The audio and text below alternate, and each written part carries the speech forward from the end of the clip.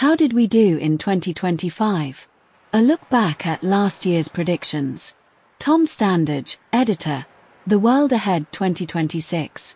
Given the unpredictable nature of Donald Trump, we didn't do too badly in 2025. Saying the year would be shaped by Trump, technology, and uncertainty was a good call. The new president will want to be tough on Iran, we suggested.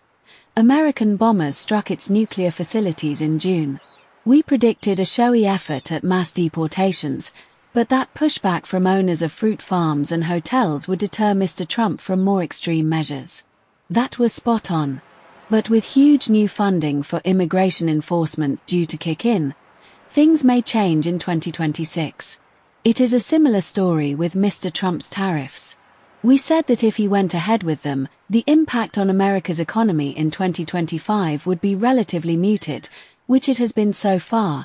The big question is whether that continues in 2026. That said, we suggested that the courts will not let Mr. Trump do whatever he wants, but the Supreme Court proved to be more willing than we expected.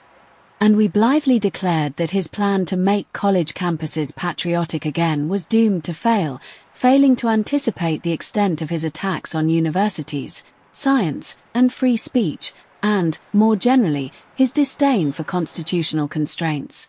Our record on geopolitics was also mixed.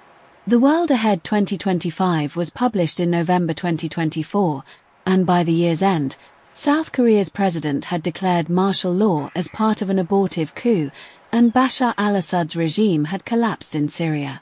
We had not anticipated either of these. You may say, but neither happened in 2025. But we will not resort to such pettifoggery here. Elsewhere, we did not foresee Israel's dismemberment of Iran's axis of resistance, or the brief conflicts between India and Pakistan, or Thailand and Cambodia. As for elections, we said Justin Trudeau was unlikely to win Canada's election.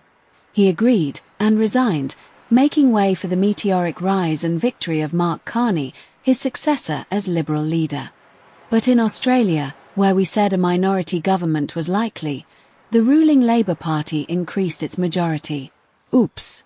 On climate, we raised the possibility that China's emissions might have peaked. Figures released in 2025 suggested that they had indeed. We also said China might choke off exports of critical minerals.